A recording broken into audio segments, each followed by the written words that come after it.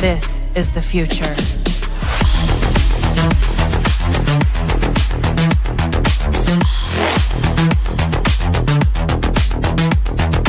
Evolution. The Crossing Realms Conference launches September 19th and 20th and will dock in Richmond, Missouri. This is already being called the event of the year, folks. With an unprecedented list of speakers and special guests, 2 days of cryptids, UFOs, and paranormal presentations, along with a celebrity-filled ghost hunt, meet and greet, gallery reading, vendors, and a film screening. This promises to be both educational and fun. Go to Eventbrite.com to secure your tickets and vendor slots before they are all abducted. They're going fast.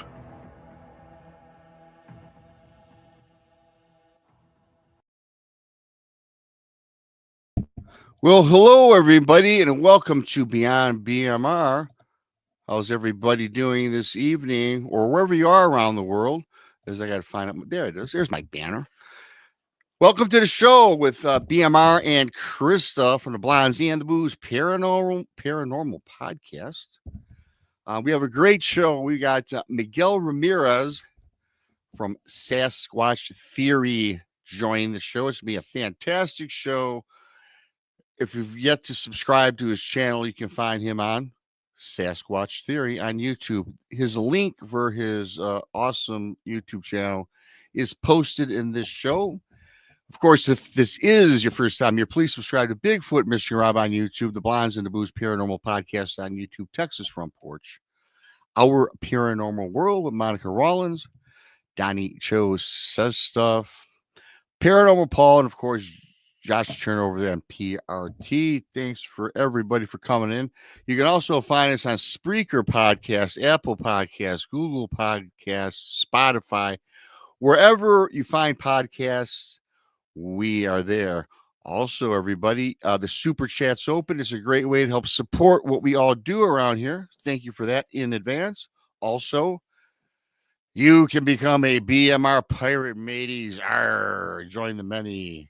Join the few, depending on your point of view. Thank you so much. You get what you get me sporting my bandana next to your name in the chat room. Also, really briefly, I want to thank everybody for buying my books.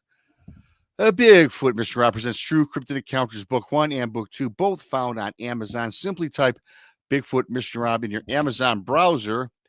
And please, for those that bought it, leave a review, because reviews do help push book sales, much like analytics on YouTube.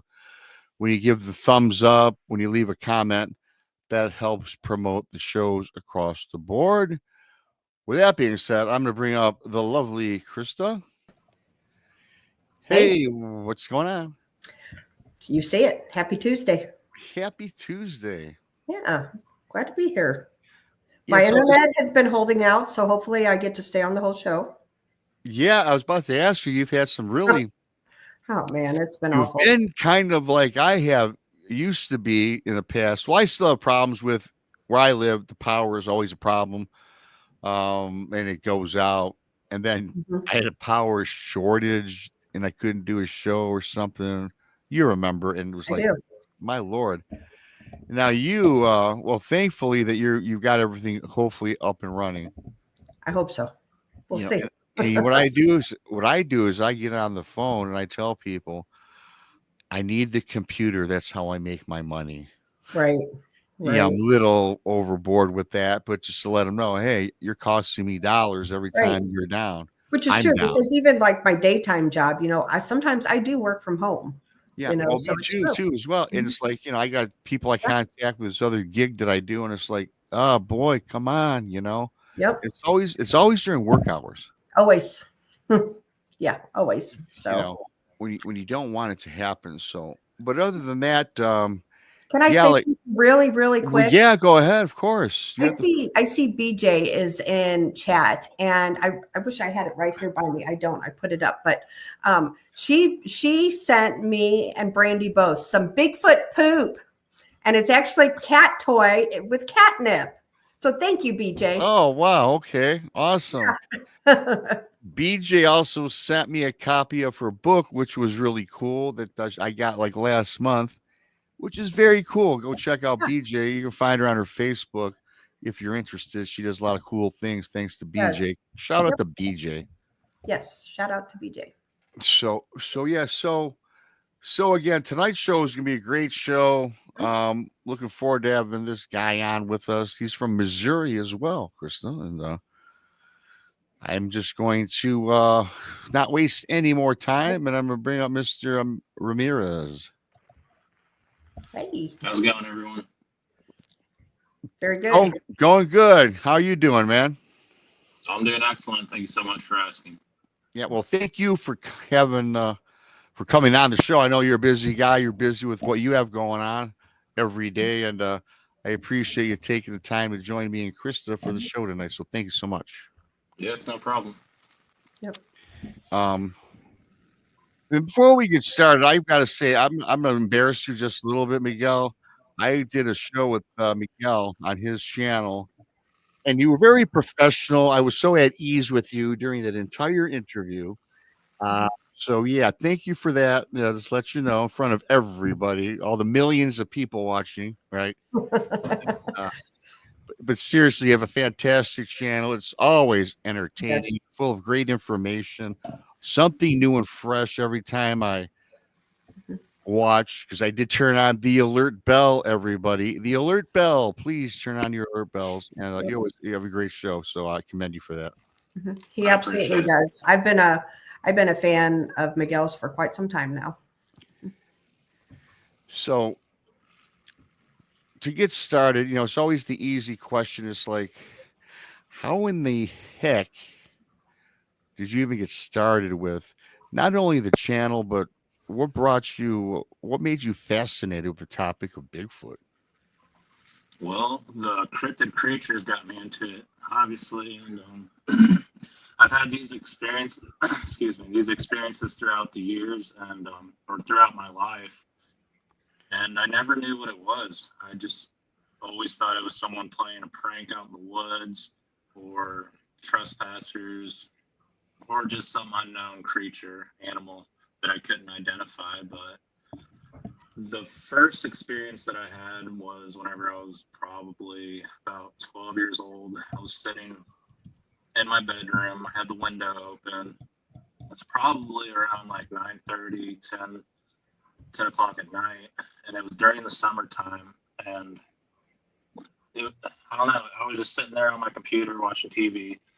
And all of a sudden I heard what sounded like a werewolf. And this is no joke. It was extremely startling, disturbing, and I've never heard anything like it. And the best way I can describe it or compare it to is like the Hollywood werewolf call. It was like that, but deep and guttural. And where this house was or is surrounded by wood line. I mean, there's woods 360 around the house, and that vocalization happened, and it lasted about, I don't know, I'd say like 5 to 8 seconds. And as soon as it ended, there was like this high-pitched scream, and I mean, it was ear-shattering. But as soon as both those vocalizations happened, I slammed the window shut, got into my bed, put the covers over me, and I didn't come out till the next day. And I thought maybe it was one of my brothers playing a prank on me. But this vocalization was so loud that it sounded like somebody had like a professional PA system set up in the woods. Mm-hmm. Like if you ever been to a big concert, you can feel the sound hit you in the chest. Mm-hmm. It was like that. And I was inside the house. But I asked my family the next day, did you guys hear anything strange? Did you guys hear that? Nobody heard it, which I don't know how they didn't, but I did have the window open, so maybe that's why. Mm-hmm. But that was my first experience, and I didn't know what it was. So you mentioned that you felt it, and I get what you're saying. Do you think it maybe was some sort of like just the noise, or do you think it might have been some sort of like infrasound or something too that caught you? I mean, there could have been infrasound, but it was just so loud and blood curdling. Mm-hmm. I don't know, it just rattled my insides, but Sure. Maybe, possibly. Yeah. Well, too, as you know, Miguel, not to talk about myself, but briefly, when I had my experience with mine, if you recall, when I was fishing out there, when it vocalized at me, how I felt the reverberation, just boom. I could feel it hit myself and my girlfriend at the time. And then I lost cognizance, as you know. And so it's not uncommon, I guess, for Right. people to get affected. Now, everyone gets affected differently throughout the years, I found out, but a lot of similarities. Yeah, absolutely. It didn't do that to me, but it was just so loud, and it sounded like there was two creatures. Like there's this thing that sounds like a werewolf, and then something else that screamed. But later on, I heard that Dogman can scream too. They can make tree structures. So I don't know if it was the same creature or if there was two of them. Sure. Like I said, at the time, I didn't know what it was. The next experience was I was hunting in the woods here, and I had this black chair set up to this cedar tree, and I sat next to the cedar tree because it provided pretty good cover. And I didn't see anything that day, but it's in a spot where the deer will cross. They come up this drainage and into the woods, like where I was sitting. And I didn't see anything.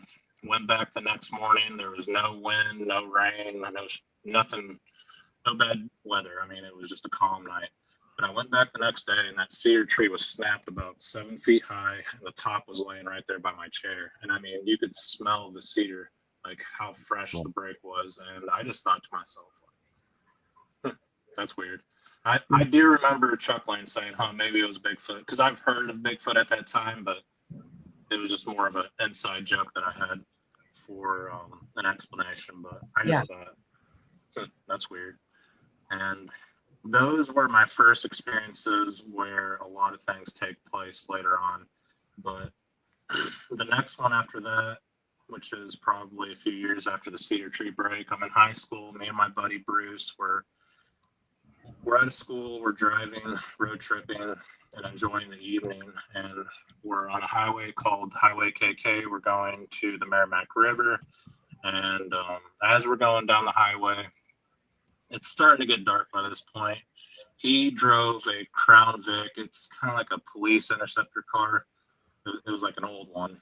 And as we're going down the highway in a forested area, my friend sees this giant possum crossing the road, and he steps on the gas. And I mean, he goes from 55 miles an hour to like 80. So I'm like, whoa, what is this guy doing? I guess he's wanting to hit this possum. And as we're going down the highway, we're getting down to the bottom of the hill where the possum's crossing at. And all of a sudden, this giant canine creature jumps across the road, snatches up that possum, and throws it up in the air, and then catches it with his mouth, and then shakes it like a rag doll, and then tears back off into the woods. But as soon as that happened, my buddy hit the brakes, and he's like, whoa. We both said, whoa. Like, he asked me if I seen that. I said, yeah. And this creature was not like any canine I've ever seen. It doesn't look like any house dog, any breed of dog out there. It didn't look like a wolf. I mean, this thing was ginormous. It had the head of a pit bull. I mean, it was big and round like that. It was the same color as like a blue pit bull, but it had the head of like a wolf, and it had like the snout of like a hyena / wolf. But around its neck, it had hair like a lion. Like the rest of the hair all over the body was real short, but around its neck, it was long like a lion.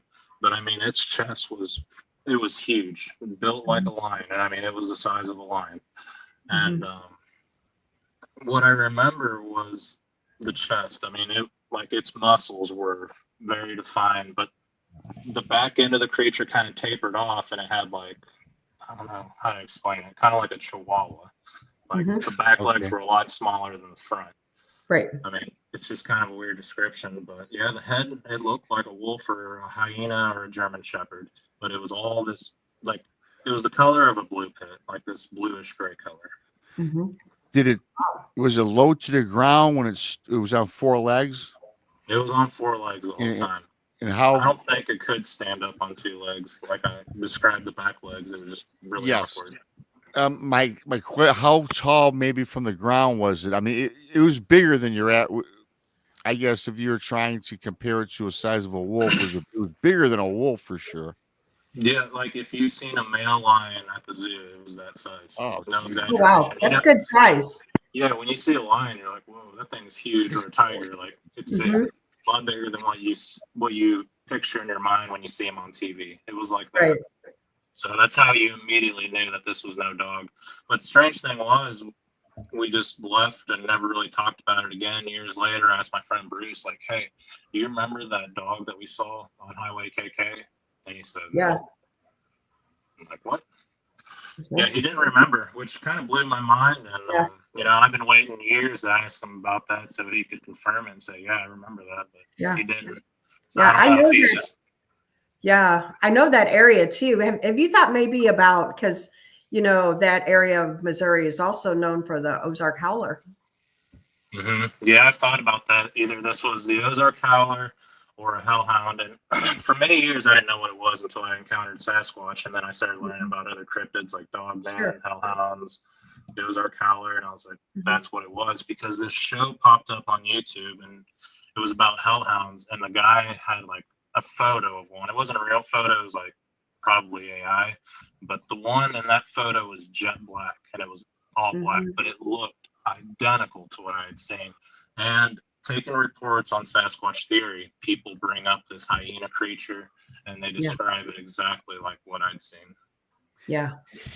Do you think your buddy, that when you wanted to ask him about that years later and he had no recollection, do you think it's because something like that, I think he wouldn't forget, but I've talked to a lot of people that they kind of come across something that to them is, I don't want to say it's so traumatic, but in some cases it is, where they put it away in the back of their mind and they purposely forget it. You think maybe that could have been a possibility? I think so. I think he wasn't able to process the information, and throughout the years, he just kind of like put it in the back of his mind and eventually forgot about it, or he remembers and doesn't want to talk about it. Sure. His dad does work for MoDOT with the state patrol, so like maybe that's another reason he doesn't want to say, yeah, I saw this creature that shouldn't exist. Wow. Yeah, because oftentimes, depending on your job or your position, it's not something that we all just go blabber to anybody. Absolutely. And in these small towns, it's hard to make friends, establish relationships, and your credibility is pretty much all you got, which at this point I don't care, but it is hard to you want to maintain that status, I guess. Yeah, I totally understand what you're saying, because the area I know you're from, it's a very small town and a lot of people are judgmental. They don't believe in how you and I believe, so I get it. And that's the thing. Absolutely. And that's also the thing, Krista and Miguel. It's like, we don't believe, we know, because we've seen things. Right. Yeah, I would never get on a show and talk about a creature that doesn't exist and make myself look like a fool. I'm on here talking about it because these things are out there. People need to know about it. Amen. Once you have so many experiences, like how are you supposed to hold that in? And why shouldn't you tell people if these things are out there? Yeah. I think everybody should be aware. I'm a whole lot older than you, Miguel, but I was raised, in the woods in like Franklin County area. My dad had property out there, and he used to kick me and my brother out, go out and play in the woods, and they, it was safe out there, but no telling. Like, I'm thinking now, there's no way I'd kick my kids out to go play in the woods because I know what's out there. Yeah, absolutely. We used to play in the woods when we were little kids, and we had no idea these things are out there. And a lot of people let their kids go out there hunting in the dark all day long. And it's like, Yeah. It just makes me think back, like, where we watched, me and my brother, and, just things like that. Because I'm sure we were. Absolutely. And the Merrimack River, that's dangerous territory for Sasquatch, all up and down the Merrimack going into St. Louis. Yep. Or to the Mississippi. But yeah, the next experience that I had, this is actually really close to where I encountered the Hellhound. Like, you just passed that spot where I saw the Hellhound, make left on a county road, and then you're to the Merrimack River. But this was when I was in my 20s, mid-20s, early 20s, and me and an ex-girlfriend went out there to camp at our friend's property. We all worked together at a transformer power plant, and the guy that was there, he was one of the leading engineers at the company, and he said, "Come on out." I mean, and he told me I can come out there anytime I wanted, so we just pretty much just showed up. But basically, we set up camp that day. We stayed for like 1 or 2 nights, and that day, it was a beautiful summer day. There was all kinds of people out on the river floating, people fighting that come down from St. Louis. Hey, Miguel. On the river. Yeah. We got real quick, 1 or 2 comments in the chat. If you could turn up your mic a little, or maybe get closer, because some people have a little difficulty. Yeah, absolutely, and I'll try to talk louder too. Better, yes. Yeah, it's perfect. Okay. Thank you. Okay. Let me know if you have any issues. But yeah, we were out there on the river. It was a beautiful summer day. I think it was in July. And yeah, there was all kinds of people floating down the river. And, when there's a bunch of drunk people on the river, they're just fighting and causing all kinds of drama. So we were just there on private property watching all these people float by. And we were cooking food. We were grilling burgers, hot dogs, things like that. And I remember the ex-girlfriend asking me, she's like, "Do you really think Bigfoot exists?" Because at that time we were watching Finding Bigfoot after work whenever it'd come on TV. And surprisingly, there were people from Missouri. There was like a couple from Willow Springs, Missouri that told a story about a juvenile. So we were really intrigued, but at the same time, we were pretty doubtful that Sasquatch actually existed in Missouri because, as cool as that show was, we did believe the people because they seemed really sincere. The show itself kind of wouldn't make it, seem not believable, I guess. Sure. Nothing against them, but. I understand. Yeah, I get you. Yeah. But anyways, we were talking about the possibility of them existing, and I said, I don't know. So I went to my vehicle and I pulled out a baseball bat that I had in there. And I did a few knocks on a tree, just loud knocks, and then I did this vocalization that I heard on Finding Bigfoot. Well, after the knocks and the vocalization, this giant tree came crashing down across the river. And we're talking about a huge tree. On the river bottoms, those trees get really big. And you could just hear it snapping and cracking. When it hit the ground, you could feel the boom. And it sounded similar to when someone just chainsaws a huge tree and just lets it fall to the ground. It was like that. You could tell it wasn't like a rotten tree that fell. Like this was a huge tree. So we just kind of looked at each other and were like, well, that's weird. As soon as we did wood knocks and the whoops, that happened. We did not think Bigfoot at all. We just thought, dang, that was loud. Like, sure. What a weird coincidence. So later on, this is getting towards the nighttime evening, and we had a fire going. We were talking about how weird it was that tree fell down. She put her son to bed, and we're sitting around the fire, and all of a sudden something screams from behind us. And this was a loud scream. Just, it was blood curdling. It sounded like possibly a mountain lion, but you hear that, a lot of people say it sounded like a woman being murdered or something out there. That's what it did sound like.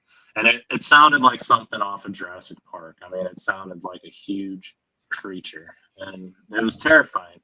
But as soon as that vocalization happened, it lasted about, 5 to 8 seconds. So I'm going to keep using that because it's a long, drawn-out call, and I don't know how long it lasted exactly. But I could tell that it came from like 9 feet, give or take, off the ground, and behind us it's really flat until you get up to the river bluffs. And the first thought that came into my mind was a mountain lion climbed up into a tree and screamed at us like it was mad that we were in the area. But she's saying, grab your gun. And at that time I had a Glock 19 chambered in 9 sitting right there next to me. And I'm just in disbelief. Like I got this grin on my face like the Grinch because like I can't believe that just happened. Right. And she's saying, grab your gun. But this is weird, and I don't know if there's anything to it, but something told me, just like this gut instinct, don't grab the gun. For some Right. reason, like I was like, if I grab that, whatever that is going to come into this camp and tear us apart. And I don't know what it is, but at this point, I'm thinking maybe it was Bigfoot, Mhm. but I don't know.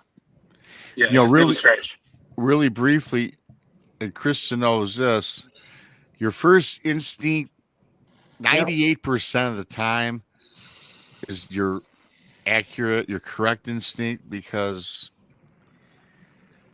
they know our intentions, these cryptids, right? And you're going for a weapon. They know, we all know, hey, a Bigfoot, a Dogman, Mothman, I don't care what cryptid, they know what a weapon is. They can smell the gunpowder. They see hunters every day. They know that's danger. They know that can potentially harm them. So they might think that that's an act of aggression on your part. And then once that happens, lights out. Mhm. Oh, yeah, absolutely. Yeah. Mhm. And nothing happened after that. She asked me if we should leave. I said, nah, we'll be all right to stay here. But in my mind, I'm like, this is probably not a good idea. But I didn't want to freak her out. Sure. So we just got in the tent, fell asleep. Nothing happened that I'm aware of because I fell asleep that night. A lot of people say, how would you be able to fall asleep if you heard that? Well, I did. I don't know. Maybe it was the adrenaline. I don't know. But That's it. You had an adrenaline crash. I wholeheartedly believe that. So the next set of experiences happened shortly after that at our house where I was living at. And I kept thinking about the Merrimack River incident. So I kept doing that whoop call, like whenever I'd go out to the woods and see if I could like recreate that. And I think I did it a few more times in different areas. But one day I was off of work and I went to the back porch and there's some forest back there. This house was right off of Route 66. So like there's forest back there, farms, and I-44. So not that much woods. I mean, enough woods for like deer, turkey, and things like that. But I did that whoop call after work, and I don't know. It's starting to get dark at this point, and I hear something crashing through the woods, and I mean, it sounds like a bulldozer is moving through the woods. You could hear limbs and trees snapping, and it's like zigzagging to me. And I'm hearing this. I'm like, okay, I'm gonna get somebody. So I tell my ex, like, come here. She's inside, and she comes out and she's like, what is it? I'm like, listen. And we're both standing there. She hears it too. It sounds like somebody put an S10 pickup truck in neutral and just let it roll down through the woods. And it's coming at us. And once it gets almost to the yard at the edge of the woods, it just stops. And everything gets dead silent. And we're just standing there like, what is this? I don't know if they followed me from the river, and at this point, I'm not thinking that at all. It's until later on when I start doing a lot of research that I hear the term being marked or tagged or followed by these things. Right. That's basically what happened at this property, and at the time, I had no idea that's what was going on, that this was even Bigfoot. And that was, again, another unknown animal, another thing that I can't explain, like what the heck was that? And there were experiences there after that. And really quickly, before you move into that, I just want to kind of chime in just a little bit. What I really like about what you say, I think Krista does too, is because I even say this today about my Bigfoot encounter. I call it my Bigfoot encounter till today. I still can't say 1,000% right. And you say if it was, so you know it's something that not supposed to exist, but you still have that doubt in your mind, which is what I love, because we really don't know what we're experiencing half the time, do we? Yeah, that was something that I battled for a very long time. Like, that instinct in your mind says that was Sasquatch, and then another part of your mind says Bigfoot doesn't exist, and life goes on, and you convince yourself that that's not what it was, and it's a constant battle between the two.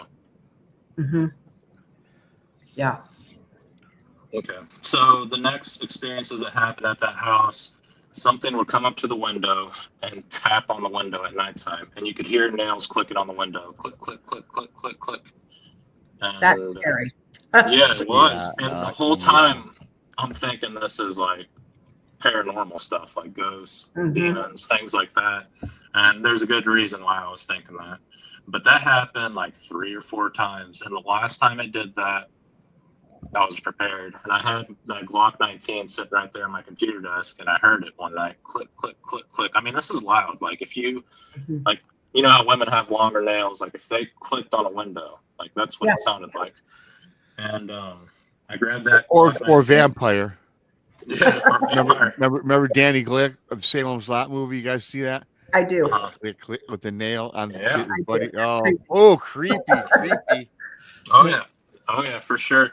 So I grabbed the firearm, and I run outside, and I'm running around the house. I ran around the house like 2 or 3 times. There was nothing there. So I was like, dang, somebody's like watching me. Like, this is creepy, or it's like demonic. Another time I went out there at nighttime in the backyard, and I'm looking at the stars, and I see this really bright star, and I'm thinking, dang, that's got to be Mars or Venus. Like, that's pretty cool. And it was like this reddish orange color. Well, all of a sudden, that big bright star all of a sudden like gets big. Like, it seems like it's moving towards me, and at this point it's like the size of a basketball. I go inside, I get the axe, I'm like, check this out. She's out there looking at this star with me. At this point, it's like a ball of light in the sky. And then all of a sudden it starts moving from the backyard around to the front, and we move to the front yard around the house, and we're watching. At this point, it's like radiating different colors, and it looks like a disco ball or an ambulance light. Like, it's changing colors, and we're sitting there watching it, and it's like huge. And all of a sudden, this thing shoots off like at a 90-degree angle. Like, I mean, it looked like it got sucked up into space. Like, if there was a vacuum in space and it just sucked it up. Wow. So I don't know what that was, but it was strange. It's almost like that movie or whatever where that guy pulls the moon in closer to him. It was like that effect. I don't know how to explain it, but it gave you that feeling. But we'll definitely try to get into the Bigfoot stuff. But long story short, there was a lot of paranormal stuff happening at that house, and it was completely terrifying. I mean, from babies crying to things slamming around. Wow. Yeah, the baby crying sounds was terrifying because it sounded like there was an infant baby there crying, trying to gasp for air and wanting its mother. I mean, we searched and searched, but we couldn't find it. It was like this sound that had no body. I don't know how to explain it. You know, baby sounds in the forest and women crying or yelling in the forest is common for a lot of these cryptids. Like, there's something in Alaska called the Kushtika that will sound like a baby crying. Yeah, right. This was inside the house. It's inside the house, and it draws you out to the river in the lake, and they drown you. It's like what they call the otter man. Yeah. But you hear this inside the house. It brings up a good point before we move on to your other things here. Bigfoot, do you think there's a paranormal attributes to Bigfoot or any of these cryptids? You're not, you don't think they're, how do you think, what's your viewpoint? All of the above. I definitely think it's an unknown primate. I definitely think they're like part of like the Nephilim, the giants. I do believe there's something supernatural behind them. So, I mean, I kind of feel like every theory out there is accurate. I couldn't agree more, really. I mean, you can't pigeonhole it to one thing. Yeah, I mean, they are rock stacking, rock throwing, wood knocking, vocalizing like primates. A lot of them look like primates. Some look like people. But at the same time, I've seen orbs associated with the Bigfoot activity and things that were walking around the woods or following me out that you could not see that seem to be invisible. So it's like, Yep, absolutely. Yeah, I agree with you. I'm with you on that as well. Yeah, I'm glad you brought up the orbs too, because I too have seen orbs out in the woods, and I always referred to it as a ghost type thing until I was out in the woods and saw an orb with my eyes, and there was like 10 of us, and there was several of them. Some were like reddish orangish, some were white, some were blue. So I'm glad you brought that up. We were the only ones out in the middle of the woods at the Land Between the Lakes in the middle of January. So I know there was some people walking around with a bunch of flashlights, you know. Mhm. So, you know, I believe, I'm like you, I believe that they're a little of both because, you know, my encounter, there was nothing woo about it. It was definitely a flesh and blood. I heard it. It was walking around the tent, the whole 9 yards. However, I go to places like Land Between the Lakes and I know that we're being surrounded by something. I can't explain it. And then we're all seeing these orbs. So that's not flesh and blood, you know? Mhm. Yeah, absolutely. People can say whatever they want, but Right. until they're out there to experience it for themselves, they'll never know. Absolutely. And so I ended up moving out of that house. Life kind of went downhill. Lost the job, found a different job, and there's a lot of paranormal stuff that happened at that old house, and it would take like 3 or 4 hours to talk about all that. But moving on, I was working at a meat processing plant, and me and the boss there were talking about deer hunting. This was September 14th, 2018.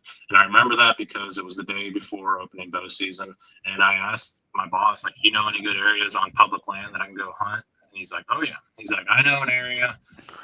And I won't say the name of the conservation area, but he said behind Merrimack Springs, that's covered in deer. He's like, if you go there, you should see at least 30 deer in one day. So I was like, okay, I want to go there. So he wrote down the directions on a napkin. He's like, do you know where this is? Do you know where that road is? And I just said, uh-huh. I had no idea where any of this was. So I was just shaking my head like, yep, I know where that is. And surprisingly, after work that day, I think it was a Friday, I went out there and I actually found the place. And this is an awesome conservation area. I got all the way down to the end of the road and it dead ends at a parking lot. And I got out of my Mustang. I shut the door and I walked to the front of the Mustang and there's like a cliff there. And you can see the entire Merrimack Valley. You can see the Merrimack River down that cliff. And this is a huge cliff, by the way. And I'm standing there looking like, how the heck am I going to get down there with all my gear, my bow? How am I going to make this happen? I got to cross the river to get to the area that I'm wanting to hunt at. So I walk back to my vehicle, and when I'm walking back to my vehicle, I see this jet black creature scurry on all fours. And it looked like a chimpanzee moving through the woods. And what's going through my mind at that point in time is like, was that a group of turkeys or you know, running from me? Was that a black bear or was that possibly hogs? Sure. And I didn't know. And finally, when I got a good look at the creature, there's this giant oak tree, and this creature, like, he hides behind the oak tree like this, just in slow motion. You see this big, upright, black creature slowly hide. So I'm staring at that oak tree, and nothing comes out. Everything's quiet. I'm like, dang, that was an intelligent black bear. To know to hide behind an oak tree like that, dang, that thing was smart. Like, I guess that's what it was, because I've never seen a black bear. So, but that's all that happened. I kept thinking about that, like, what the heck was that? And I went back the next morning. I sat there in the parking lot, and I just got this extremely dark feeling, like, do not go out there. And there's black bears out there, Miguel. Don't be walking around in the dark with black bears in the woods. So I didn't even hunt there. I was like, screw this. Like, I didn't go. So I drove all the way out there and then ended up driving back home. But something just told me, and at that time I was just like, okay, my instincts are telling me there's black bears, so don't go hunting. But later on I learned, like, holy, that was a Sasquatch. And you'll learn why I believe that was a Sasquatch later on. So I ended up moving somewhere else, away from that house where I had the paranormal activity, where something charged through the woods, where I saw that orb. I ended up moving out in the country. And one day I went into town. I was coming back from the grocery store, and I thought to myself, like, ooh, I'm going to check the trail cameras. So I just slammed the car. I put it in park, and I got out of my vehicle, which is very unusual. I never just stop at the top of the driveway. This is a forested area. I always just drive all the way back home. So I just ended up stopping, checking the SD card, and I'm standing in front of my vehicle. And as I'm standing there, I hear this loud, distinct whistle to my left. And it seems like it's coming up the driveway. It's a huge circle driveway, and it sounds like it's coming to my left, just like a farmer calling to his dog, like with a loud, sharp whistle. If you've ever seen people like put their fingers in their mouth and they do that loud whistle, Yep. it was just like that. And then a few seconds later, right in front of me in the wood line, I heard another whistle. I mean, loud, sharp whistle, except this one was dual toned. It was high pitched and low toned at the same time. So like a just really loud, sharp and low at the same time. And I thought that was weird. And then I was kind of anticipating one to my right, and sure enough, another one came. So there's boom, boom, boom, like something triangulated around me. Then I got this dark feeling like there's people out there in the woods, like there's trespassers watching me. Like it was a weird feeling, like what the heck is out there? So I went all the way home. I thought about this, and then I couldn't shake it. Like, what the heck was out there in the woods? So I came back up about an hour later, and at this point, it's getting dark, and I see these two orange lights floating through the woods. And I mean, they're like the size of a basketball.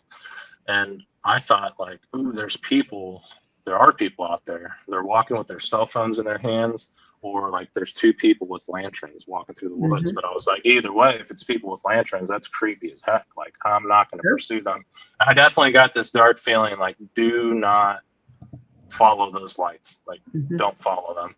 So I walk back, and at this point, it's completely dark, and I'm like a quarter mile up the driveway. It's completely forest. And as I'm walking back, I hear this loud thump, just boom, like something ground stomped. It sounded like a big buck just took off, but you never heard like and the deer blowing and taking off. Like it was just one loud boom. And then right after that boom, I heard like something charging at me through the woods, and it did 3 whoops, like whoop, whoop, whoop. I know it sounds goofy, but that's what happened. And the hairs on the back of my neck stood up, and I said, what the? Like, this is a dark feeling. So I got my butt back home. I was like, what the heck is going on? And I started doing research on the property, trying to figure out what was going on. There were strange things happening as far as like finding tree structures and hearing those thumps, like just a loud thump on the ground. It sounded like somebody picked up a giant log and dropped it on the ground, like equivalent to that. And I was trying to figure out what this was. I kept exploring the property. I kept walking through the forest, and not a whole lot was going on other than little strange things like finding feathers in the middle of the road, things like that. But basically, one day I went out there. This was in July. No, this was June 2019. So it was in the summertime. And I decided to pick chanterelle mushrooms. It was around 10 a.m. in the morning, and I went all over the woods picking mushrooms. And I thought to myself, if I go deep into the woods, I'm going to find way more mushrooms, because at this point I'm like around the house, like in the woods, not too far away from the property.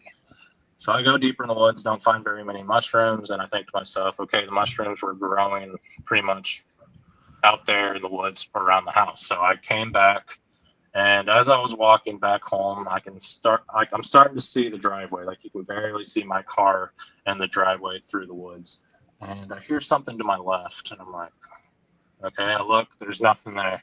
So I figured it was just like a squirrel on the forest floor, like a robin bouncing around. It was just like that, not a very loud sound.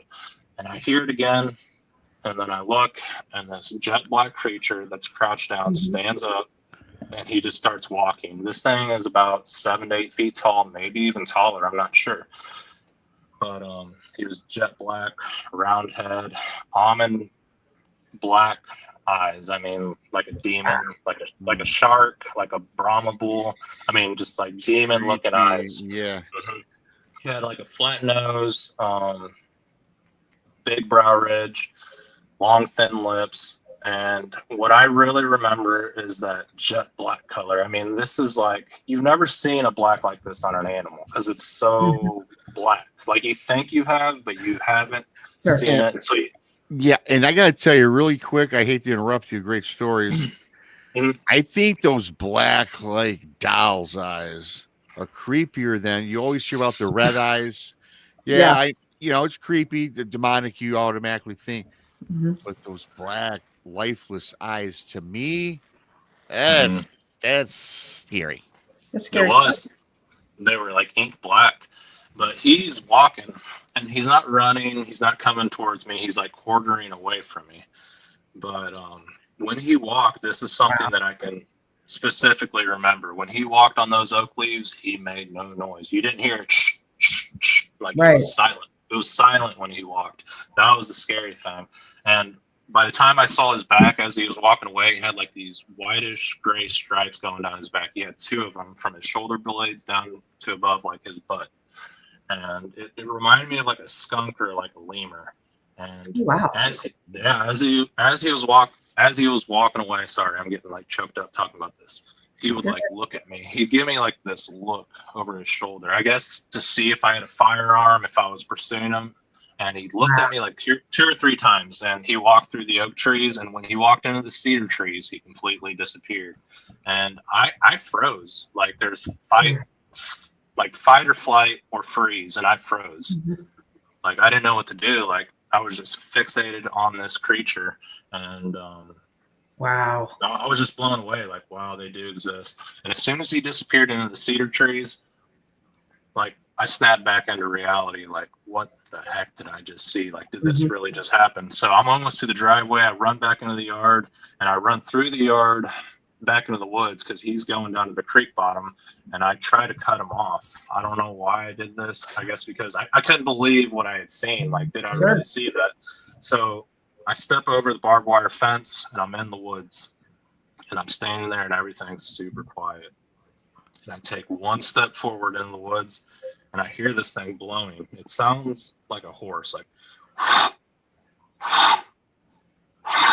I just hear that. I don't see him, I just hear it. And for some reason, hearing this creature like made it concrete. I know I'd seen him prior to that, but hearing him just made it so much more real. Just the power of this creature. You can tell it was like a huge set of lungs.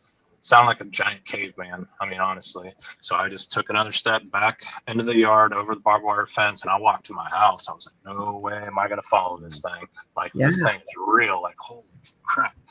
And I couldn't believe it. Like, my mind was blown. And I'll let you guys ask some questions before I. No, I mean, I feel it. I feel your excitement and the trying to process it, because what's cool about it, I'm just resonating with you from what I saw, man. A lot of the same emotions. And Krista, what you saw, I mean, it's just so hard to explain. Yeah, part of you wants to go after it, and the part of you's like, no way, stay away. You know, and to hear just the power, the thumping, you know, the depth of the breath. It's power. Power. Sound like a giant bull out in the woods. Yeah. You know, backtracking a little bit, you had talked about being on all fours and thinking, you know, telling yourself it was a bear, this or that. You know, a lot of these creatures, I've heard a lot of people talk about both Bigfoot and dogmen. I have a friend who, Gabby Henderson, she actually saw a dogman cross the road, and it was on all fours. So I think they do that a lot, because I've heard dogmen and Bigfoot both. Yeah, I think they're typically on all fours, and then maybe when they get older, they start to stand up more. But I think for the most part, they move around on all fours 75% of the time, and then bipedal another 25%. I don't know, but I think so. One of our great chat room folks and subscribers, Rags says, Miguel, you need to talk to them, say hello, so they know that, so they don't harm you, or you mean no harm to them, something like that. I've heard quite a bit of that as well. Yeah, you know? Yeah, I've done that every now and then. But one thing I forgot to mention when I was out there in the driveway, even whenever I heard the whistles and saw the orbs, I had sciatica pain, and I had like, I can't remember, 2 or 3 herniated discs in my back, so I could barely walk. So like when I'm out there, like I'm limping around, and I'm pretty much bedridden at this point, and I'm walking to try to get exercise and try to feel alive again, because I'm pretty much worthless to the world at this point. But yeah, so this encounter happened with the jet black Sasquatch with white stripes going down his back. My mind's blown, and weeks go by. I'm going out there with my camcorder, like, to film this thing, and I never see anything again. And I'm thinking, like, what the heck is going on? Like, there's nothing out here. Like, This is probably like a once in a lifetime sighting. You're never going to see it again, but you're out here trying to film it. And it was 3 weeks after that encounter. We're in July now in 2019. And basically, I got some bad news from the ex-girlfriend. Basically, things fell apart. She found somebody else, kind of ticked me off. I know that's a little personal, but it's part of the story, which now it doesn't matter anymore. But that's what happened at that point in time. But I was like ticked off. I was mad, and I had to get out of the house. I couldn't walk. I felt hopeless. Like, dang it. So I left my phone, the camcorder, and I pretty much said, screw Bigfoot. Like, I just need to go out there and take a walk. So that's what I did that day. And that was a bad move, because what happens next blew my mind. I mean, this next encounter absolutely blew my mind. But I'm walking up the driveway. I get up to the very top of it, and I'm passing the part where I heard the whistles, where I saw the orbs, and I'm on the other side of the driveway. Like I said, it's a big circle driveway. And I'm walking back towards my house, and I kind of developed like this OCD when I was out there, and it was like, I don't know, kind of like the game, if you step on a crack, you'll break your mother's back. I was doing that because like I was trying to be quiet when I walked around, and I did that every time I walked, like I'd make sure not to step on a stick, not to step on a rock. Like I try to walk real quiet, like heel to toe. But I did that, and I kind of lost track of my footing, and I stepped on a piece of gravel. And as I stepped on that piece of gravel, it made this noise like, and the rock skidded across the gravel. And when that noise happened, I looked up, and to my left in the woods, I see this creature on all fours moving like a chimpanzee. It's jet black. And I'm like, there it is again. Like exactly what I'd seen behind Merrimack Springs. Like here's that same exact creature. And it gets up behind an oak tree, and it slowly hides, like slow motion. I mean, slower than that. It's just like, like that. And I'm staring at this oak tree. I got my left hand on my left knee. I think it was my left hand on my left knee. But I'm like crouched down, like trying to look. And I'm like swaying kind of back and forth. And I'm trying to see like whatever this thing is. I'm trying to look through the oak trees to figure out what it is. And everything got quiet. When it hid behind the tree, it was gone. So I'm like, here it is again. Whatever it is, it's gone, just like at Merrimack Springs. And I'm standing there looking at the oak tree. And as soon as I think that, the little juvenile Sasquatch pops up behind the oak tree. Wow. But he's looking to his left, and I'm to his right. And he's just standing there. And I kid you not, like this was like, I don't know, this moment where time slowed down. It was like the land before time. But basically, like it was a beautiful summer day. This was around 2 or 3 p.m. in the day.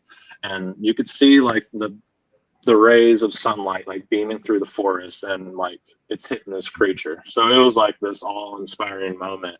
And I don't know, like time slowed down. I don't know how to explain it, but basically the creature's looking to his left, and he's jet black. He's about 4.5 feet tall, give or take. I'm not really sure. I didn't measure him, but he's got this conical shaped head. And I mean, this conical shaped head, like it's huge, like kind of like a KKK member, kind of like that, but not necessarily. Sure. Kind of like Nefertiti. Like when you see, when you see Nefertiti from the side, like how elongated that skull is, it was like that. And I mean, but it came up to like a point at the top. Okay. And this thing was jet black. Its fur was very similar to like a cub black bear. So it was like a beautiful jet black coat of hair, had this like shine to it, kind of like chrome, but I guess because the sun was hitting it. And his eyes, they were big and round. I mean, probably like the diameter of a Coke can, and you could see the whites of his eyes. His eyes were so white. I don't know how to explain it, but if you look into the eyes of a toddler, how white their eyes are compared to an adult. I don't know if you guys can relate. But he had these big eyes, and in the middle you could see like the pupil, and the pupil was probably like dime size or maybe a little bit smaller than a dime, but they were black. So it was like big and white, and then black in the middle. It almost looked like a cartoon character. It's hard to describe. You can't picture the real creature without seeing it, because describing it makes it sound like a cartoon character. It's hard to do. It really is. His face was completely covered in fur. Like you couldn't see its nose or anything. Like the whole thing was covered in hair, and you could just see these big wide eyes sticking out of the hair. And it gave you this feeling like the creatures that chase around Pac-Man in the game, like those creatures that you can just see big wide eyes. That was like the feeling it gave me. But I mean, this thing looked very primate. Like I don't know, it had long, thin lips, and he had these two canines that stuck from the top down, and they were dental white, like a German Shepherd. Yeah. Like really, really dental white. And they just rested on his bottom lip. But he was kind of like perched up like this. He was looking to his left. I'm over here to its right. And all of a sudden, he scans around, and he looks at me. And when he sees me, it looked like he just saw the devil. Like he just saw a demon. Like he couldn't believe he was staring at a human. I can't believe I'm staring at this thing, but his eyes, like, that's crazy. Yeah, they like shoot open. I don't know. Like his eyes get really wide, and you could tell this thing is shocked. But he went from being like shocked and confused and scared to like really serious. So he was scared, but then like you could tell like he like jumped into action. Like he knew exactly what to do. So he went from really scared to really serious. And then he kind of puffed up his chest like this and then shot down like that. I don't know. It was like he shot down and behind the tree at the same time. So like that, boom. And when he went behind the tree, he never came back up, and everything went quiet. You didn't hear him like take off running and like, when he went behind the tree, everything was dead silent. And that was it. He was gone. He never popped back out. I didn't walk off the road to go to him because I was like, no way. Like if this thing exists, that means mom and dad is real. And what I'd seen 3 weeks before that, that's probably mommy or daddy. So I just got this really dark, cold feeling. And I looked behind me. Everything was quiet. I didn't see anything. And I just walked back home, and I kept saying, "Oh my God, they are real! Like, how cool was that?" I kept saying, "My God, they are real." And after watching Bob Gimlin's interview, he said that those were his exact words. "My God, they are real." So I knew he was telling the truth because those were my exact words too. Well, they're definitely real. And you made an interesting comment earlier in the show, which I've heard many times, and has been suggested to me that. I was talking to this researcher, been in the game for like 20 years, and he told me he knew about my Bigfoot encounter. And he says, you know, Rob, once you have an encounter with a Bigfoot, he says, you're forever marked. And I was like, I'm like, what are you talking about? You know, he goes, whatever the reason, when you have one encounter, don't be surprised if you have several more, because you're now a part of their reality, and they have this way of sending out your vibe or whatever it is. I can't remember exactly how he explained it to these other clans throughout the United States, North America, other countries, and they know who you are. He's telling me. Now I'm thinking, now this was not even a year after I had my encounter when I started getting involved with this and asking people for advice. So that kind of gave me the creeps a little bit. And it seems like with you've got some sort of vibe going on with certain ones, right? Yeah, they seem to be attracted to me for some reason, and they were like watching me and following me around in different areas. Because we went from the Merrimack River to my old house to where I'm living at now. And I feel like they followed me, but I have no idea. At this point, I'm just thinking it's coincidence. Like, holy crap, there's Sasquatch out there, and people have no idea. Yeah. Oh, and the thing too, I think, your intentions are pure, are good. You're not out there, wanting to put one down like, others want to do. And I think they know that too. So, maybe that's why they're attracted to you as well. Absolutely. I was just looking for a reason to live, a reason to be out in nature. And one strange thing was when I encountered that jet black Sasquatch with the white stripes, that back pain that I had went away for like 2 weeks. I think it was the adrenaline, but that sharp, painful feeling that I had in my back just completely disappeared. So you know what, though, Miguel? Maybe it wasn't just. So we had, what was it? Last week, I think Chris Kramer was on the show. And yes, we did. About that, and that he was in a tent, and he thinks that Bigfoot helped to heal him too while he was sleeping in the tent. So I believe that. I believe you were helped by them. I do. And Yeah. again, you know, your intentions are pure. They're good. So why wouldn't they want to help you? You know? Yeah, I thought about that because after I started interviewing people, people were like, they have healing properties. And I was like, well, that is weird. My back stopped hurting. My back got a lot better after that. Still to this day, like that pain never came back. And like I don't know what you'd call it, the emotional pain that I was going through, like all that didn't matter anymore. All this stuff that kept repeating over and over in my mind, because breakups are hard and stuff like that. When you lose a good friend, someone dies, like you keep thinking about it. Whenever I had these encounters, all that disappeared. And I guess because it got the gears turning, like instead of thinking about all this negative stuff, all of a sudden I'm thinking about Bigfoot. Like, what are they doing out there? Like, what do they eat? Why has nobody found any bones? Like, you start thinking about all those questions, and you're not focused on all your problems anymore. Yep, totally get it. I see in chat somebody that you do research with, and I follow them too. The Half-Inch Wrench crew. Yeah, that's Adam and Shelby. They're good people. So they're in chat as well, and I'm going to actually drop their link too. And I actually follow them as well because you guys do some really cool stuff together. So I feel like they're marked too. Like they got a lot going on their property, so do their neighbors, and it's just like, what the heck is going on? I dropped their link. It's coming up under BMR's name. Yeah. You got to have Adam on your show sometime, Rob. He's got some really good experiences, and we've experienced the orbs together. He can tell you. Sure. Yeah. I got one more question because people were asking, is Yowie close by where Yowie can make an appearance on Bigfoot Michigan Rob show? He is outside currently. If he was in here, he'd be like hogging the show. He would be all over the camera. I'm For surprised. those of you that don't know, Yowie is your dog that goes out to the woods with you, your puppy. Mm-hmm. Yeah. The cutie too. He's experienced Bigfoot activity too. He heard some wood knocks one day, and he ran into the tent scared. I saw that episode. Yeah, I watched that. Yeah, very cool. I think animals are sensitive. You know, especially like if I think with him, being with you too. You're picking up on something. Maybe he's also picking up on your feelings too. Your dog, Oh yeah, absolutely, and that's the big reason I got him is to just alert me that something's around, and we can be prepared. I would never send him out there after these things. Like he did the right thing. Like you hear it, go in the tent, don't come back out. Yep, absolutely, totally get it. Yeah, and you know how dogs are our protector. I mean, they protect their master. I mean, most of them do. And whenever you're out, and I've talked to several people, Krista, when your dog is out with you in the woods and when they cower up and they have that tail between their legs and they kind of whimper and maybe get behind you when they're typically in front of you because they do love you and want to protect you.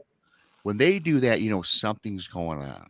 Something odd is happening. Now, it could be a predator, it could be a cougar, a bear. I mean, I don't know. But I find in a lot of cases, if it's something they can't figure out with their own instincts, then something's up. That's just this is what I've gained over talking with people. If that's true, I don't know, but I think there's something to that. Oh yeah, he'll get real serious and then growl like an adult dog. Like he sounds like an adult, and you can tell like something is not right. But yeah, it's cool because he's just a puppy. I never trained him to do that. Yeah. And it's just his instincts kicking in. Yeah. Well, his breed is known as a protector, to herd, and so yeah. Oh yeah, absolutely. I have one more major experience with encounters. Oh yeah, let's hear it. That's awesome. That I'd like to share. So basically, that fall in 2019, I was sitting in my house. I was a smoker at the time, and it was too cold to go outside, so I had the window cracked. I had my arm out there with a cigarette. I don't smoke anymore, but anyways, I heard this vocalization coming from the forest, and it just sounded like a chimpanzee being ripped apart. It was an animal in distress, and I don't know. Like, I'm not saying it was Bigfoot. It just sounded like a chimp being ripped apart. Sure. But I think it was like a fox breeding call or a fox in distress.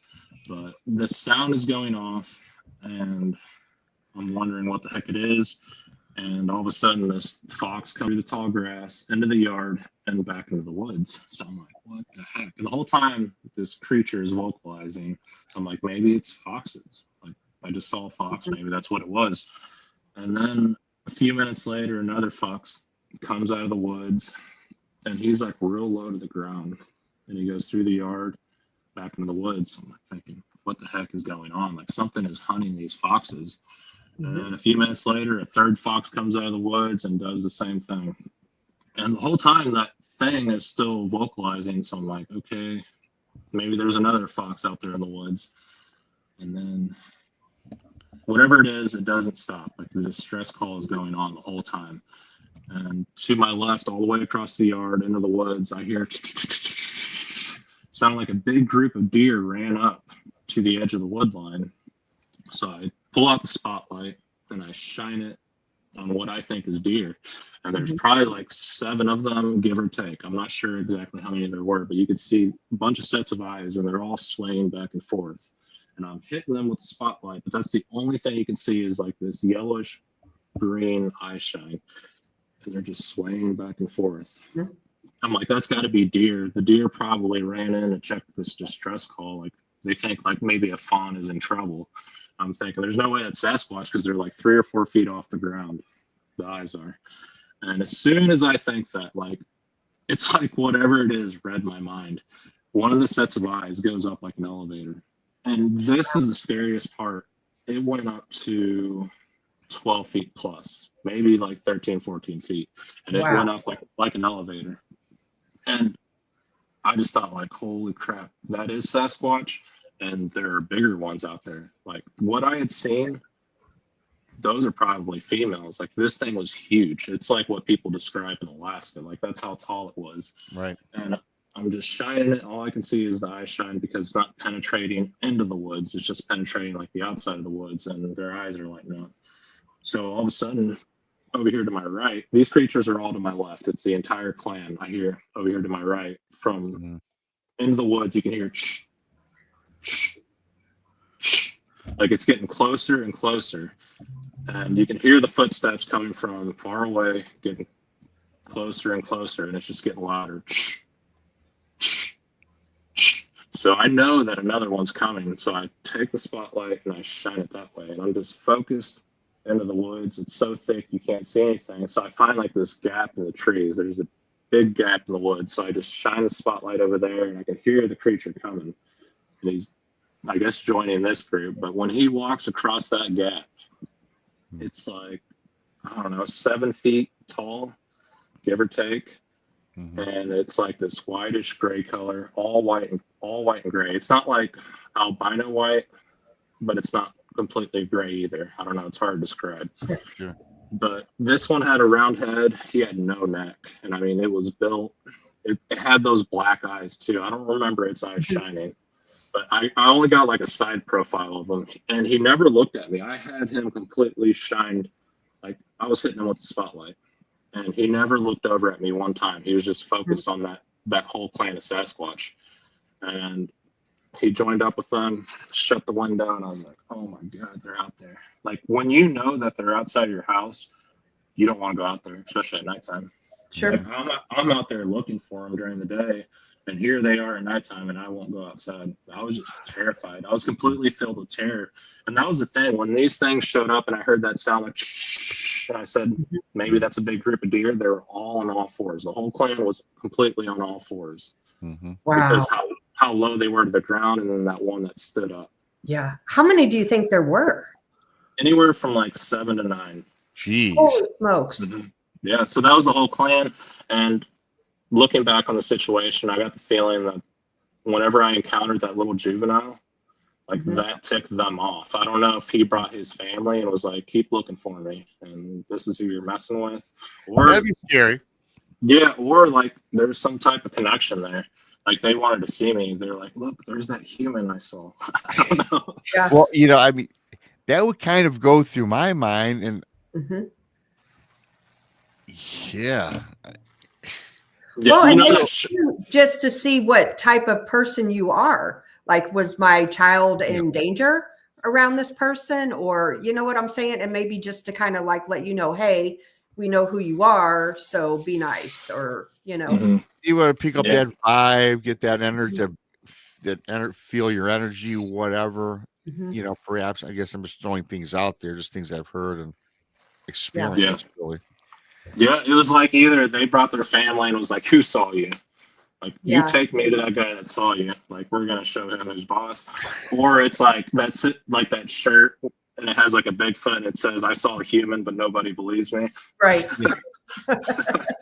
I don't know really, but I'm sure like whatever's going on in their mind, we can never possibly really know. Like there's some type of agenda. They have some type of purpose, and whatever it is, I don't know. Wow. and I think too, reverting back to the earlier story, it probably was a juvenile, probably the very first time he saw a human, because you mentioned kind of looked at you like, whoa, he was just as surprised as you were. Mhm. Right? It might have been his first encounter with a human being. Yeah. And then he went back, told Mom, Dad, I ventured away from the clan, well, we're going to go see what you found. I mean, really, that's not, it sounds absurd, but not to us and the people that are watching the show, because you got to think like that, not like a Sasquatch, but that's the vibe I get. Because if I truly believe if they wanted to hurt you and get in your house, they would come in, you know? So I have no doubt with it. Absolutely. And there's all kinds of activity that took place during the time span that these creatures were around, as far as like slapping the side of the house. See, that's scary to me. That's not cool. Yeah, it sounded like an owl crashed into the side of the house. When you go out there, there would be nothing out there. Wow. Yeah, that's scary. That's scary. Oh, yeah. For sure. And you've heard, I know, again, Sasquatch Theory, everybody. Please subscribe, if not already, to Miguel's channel. It's a fabulous channel. Got a lot of great encounters with guests, and he does a great job with video and things like that. So it's very entertaining. It's very informative. And you're out in the field all the time. And you're always in the field, and he has his own. As you guys have listened, if you're just joining us, you got to watch the replay, because it's been nothing but his experiences personally out in the forest, in the woods, in Missouri, Ozarks, and the other surrounding areas. And I know that you've had to come across some of these stories from people you've spoken with about one of the scariest things when you have a clan of cryptids, perhaps it's Bigfoot, around your house. And I've heard stories of literally Sasquatch pounding on people's outside of their homes, and all night long, relentlessly, where it's almost drives you insane as the homeowner, as the human being, trying to figure out what is going on. Are they want to scare us? Do they want to invade the property? But like Krista said, I believe these things are very intelligent. They know how to get in your house. Yep. And they could if they wanted. Just their size alone, Size gonna walk through your front door. Some door down. They're going to break that door down. Oh yeah. Yeah, for sure. They can snap a full-size pine tree in half. Absolutely. Be rooted. Yeah, very easily. They can walk right through the wall.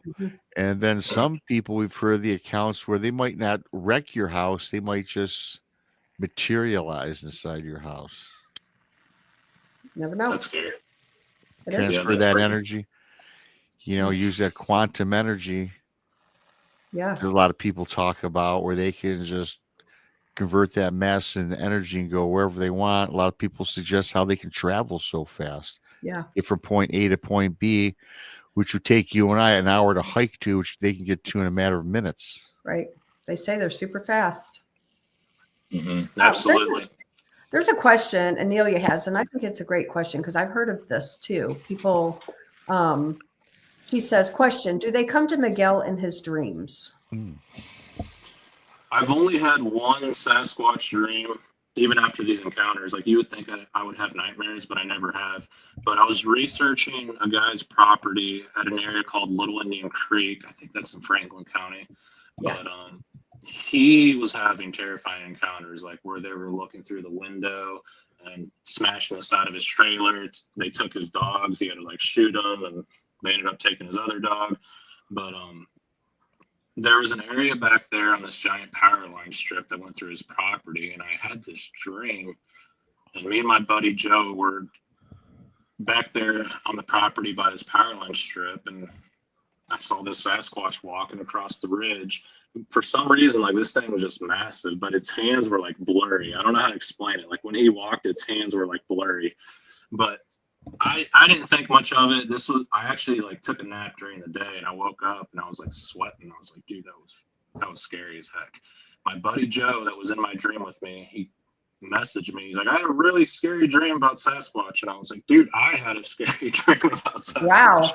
Yeah, so that was weird, but this guy, he believes it's like an unknown primate, so he doesn't believe in the woo. He's open to it, but he's like, Sure. I don't know, he really believes it's an unknown primate.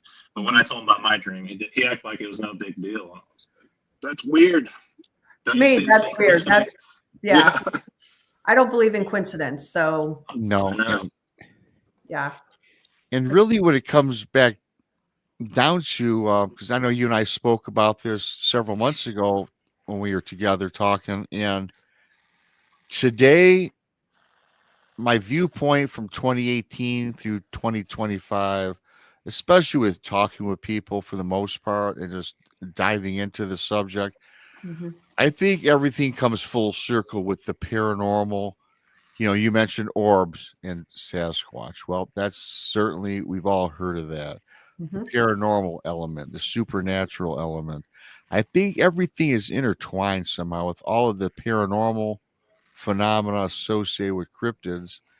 The one thing you didn't mention, though, which I'm sure you've heard of, any accounts, maybe not personally, but you maybe on your show you spoke with some people about a UFO hovering over the forest, and then all of a sudden there's a Bigfoot.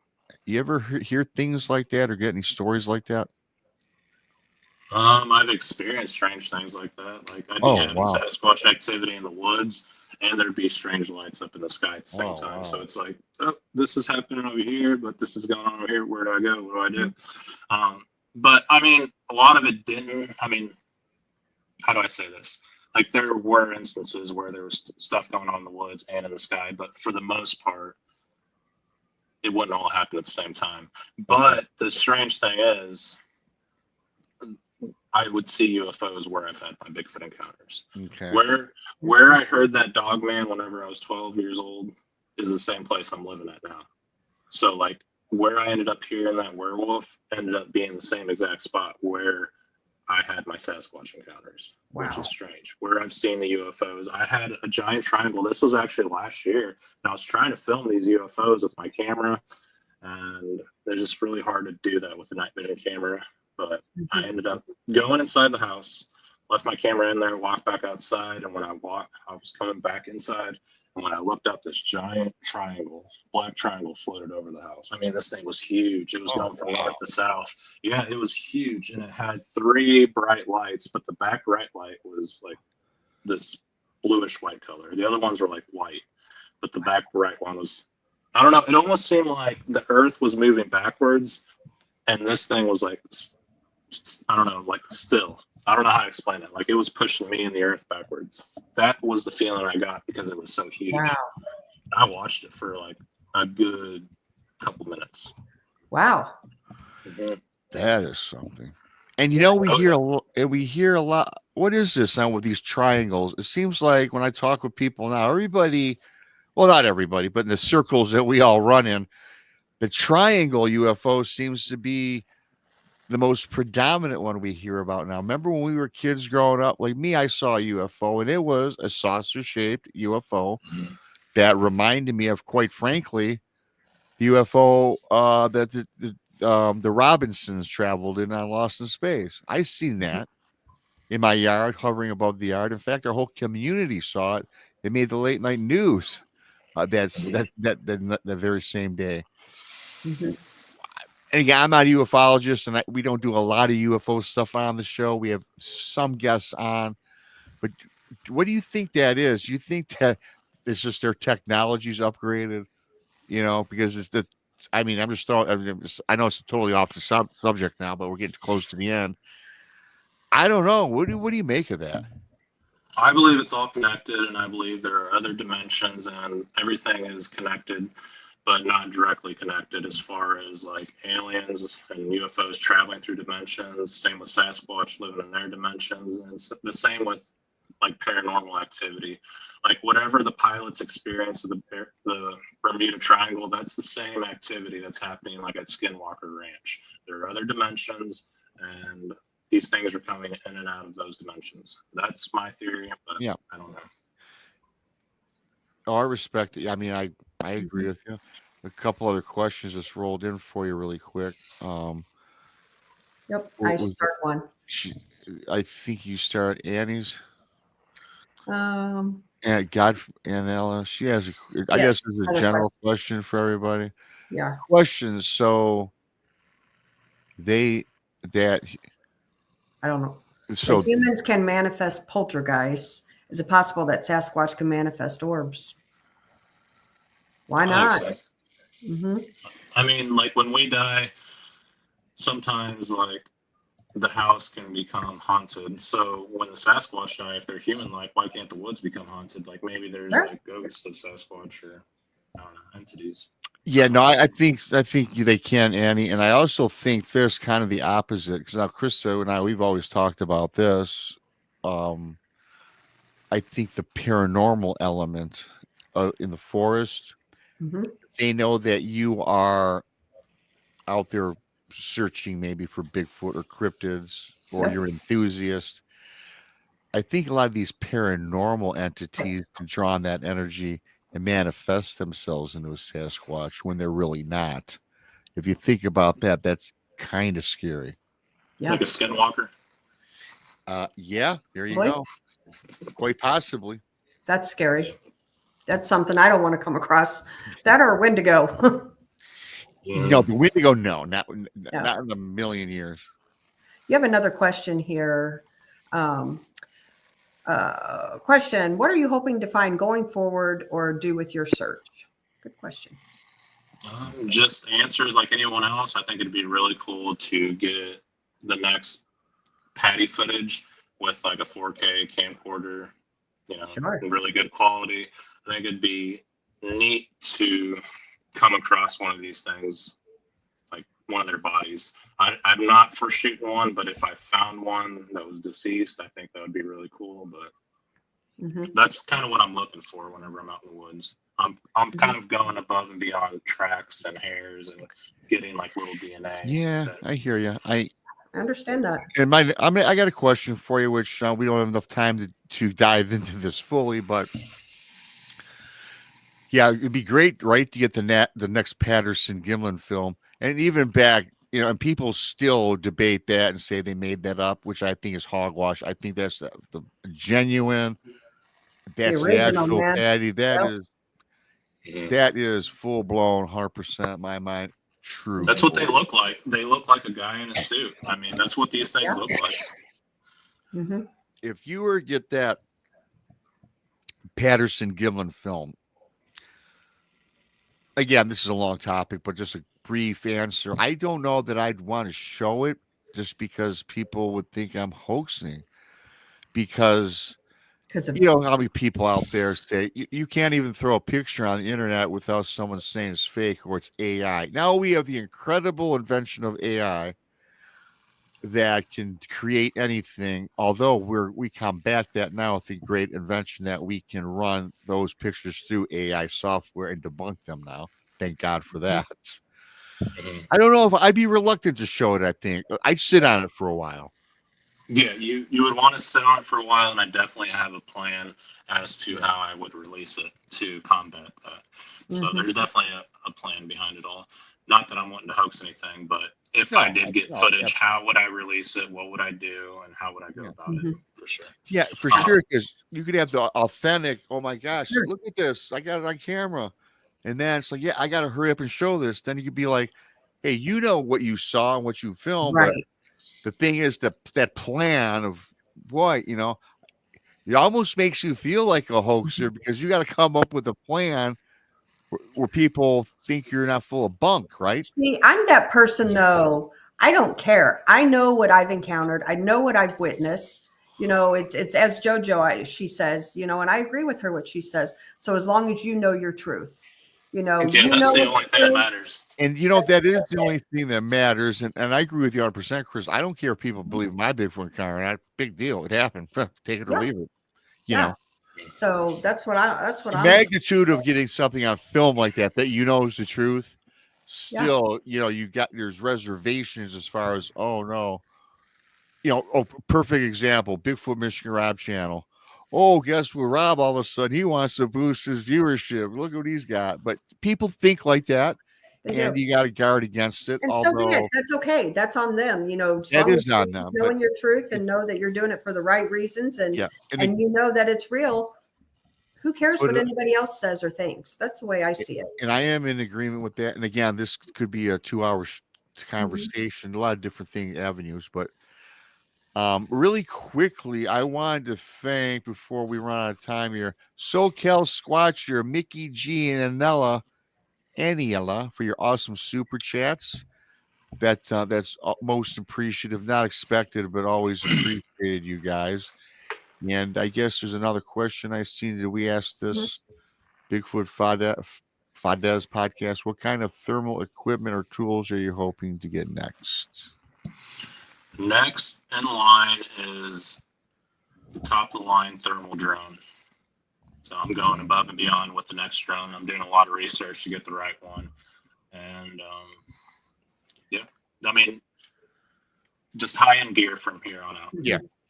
Absolutely. I wanted to mention something before. Yes, please. We end this. I remember whenever I interviewed you, you talked about your sighting being, I think it was in June or July, and what was June the 15th, year? June 15, 2018. Yeah, see, my sighting was in 2019, June and July. Wow. Yeah. Within a year of each, we saw within a year of each other. Yeah, and remember me telling you on the podcast that certain years had a bunch of Bigfoot encounters. I do remember that. Yes. Yeah.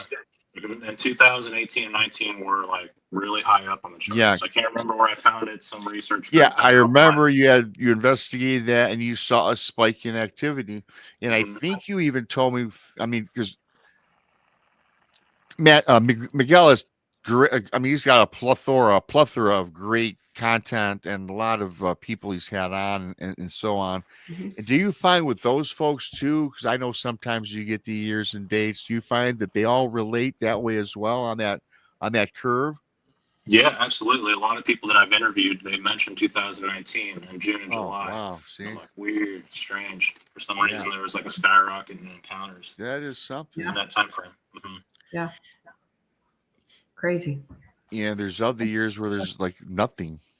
We're limited, right? And I also notice when I'm having activity here where I had my encounters, all of a sudden everyone else is texting me from like all over Missouri or all over North America saying, I just had this and this happened. Like everything happens all at once. It's weird. Wow. Maybe it's coincidence. Yeah. So. Yeah. Man, this has been a fantastic show, Miguel. I did have your link is posted here in the chat. Gary Spike Sr. has been putting it out. I've been dropping it under you. And you've been getting a drop, so there's exposure there. But where else can people reach out to you and find you? I know you do podcasts and such, so go ahead and give us a few minutes of other avenues in which to find you. People can find me on Facebook, Instagram. I also have a website where they can find an email and a number. But the best place to contact me is at my email, sasquatchtheory@outlook.com. And they can get in contact with me from there. Yep. And you guys can come to the Crossing Realms conference in September and meet Miguel. Yeah, I'm not a very good speaker. I get choked up. You do a fantastic job. No, you did great. Short, man. No, man, you did great. You just every time I talk about this, it's like I'm ripping off the Band-Aids. Yeah, no, you did good. Well, we have 85 in the chat. We had 87 in the chat, and I can tell you right now if you want to know. Click this.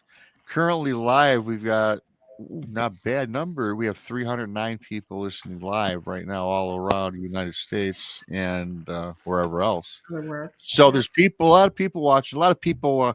And by the way, yes, for the people not just in the chat room, love you guys in the chat room, but for you folks that are watching and don't participate, thank you. And of course, all the people that watch the replay, thank you folks as well, because you're all important. You do help drive our shows, because without any of you, whether you're in chat, replay, or listening now and not in the chat, it helps us tremendously.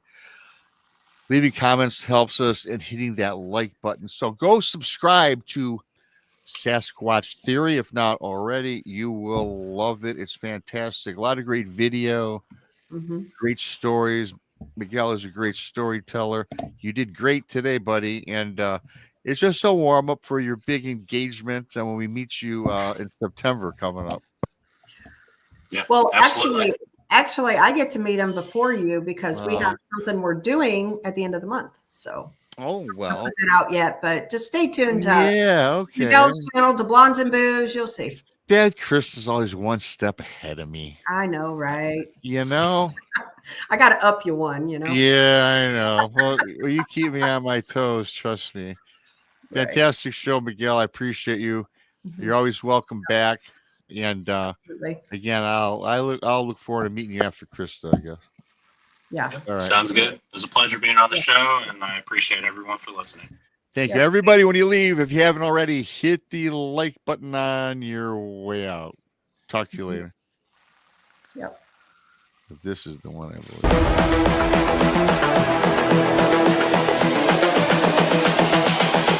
This is the future.